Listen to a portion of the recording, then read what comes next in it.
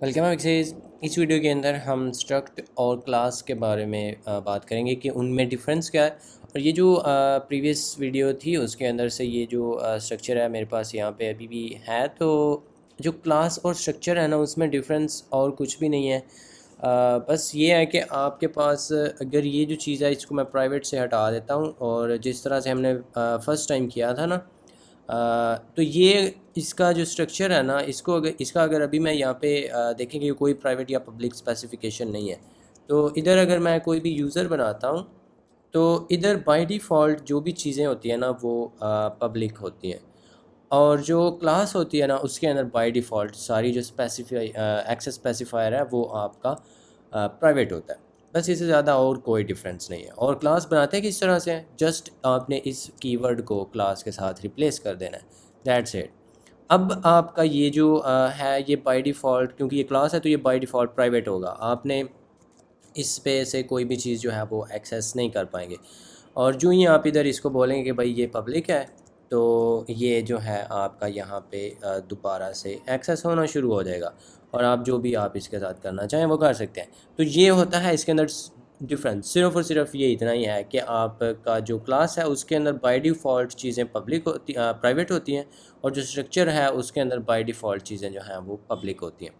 तो इसके अलावा इन दोनों को रखा फिर क्यों गया हुआ है? रखा इनको सी प्लस प्लस के अंदर इसलिए हुआ है बैकवर्ड कंपैटिबिलिटी के लिए। जो सी प्लस प्लस थी वो एक्चुअली सी लैंग्वेज में से आई।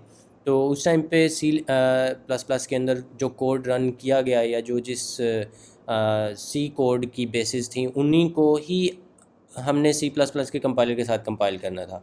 तो सी लैंग्वेज का जितना भी कोड है वो हमने सी प्लस प्लस से भी कंपाइल करवाना था।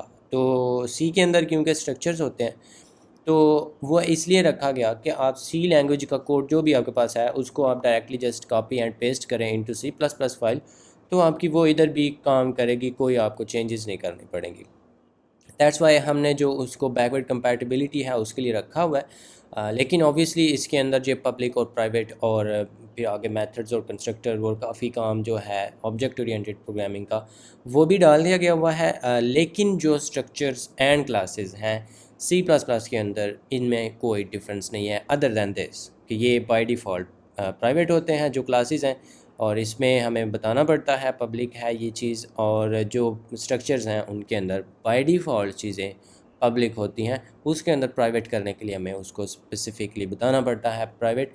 और ऑब्वियसली आप इसको स्टिल लिख भी सकते ही हैं, अगर आप यहाँ पे लिखते भी हैं ना प्राइवेट तो कोई मसला नहीं है। इवन दो ये बाय डिफ़ॉल्ट प्राइवेट ही है तो कोई बात नहीं है, आप दोबारा यहाँ पे प्राइवेट लिख सकते हैं, दैट्स आल्सो फाइन। और ये होता है difference between classes and structures in C plus plus.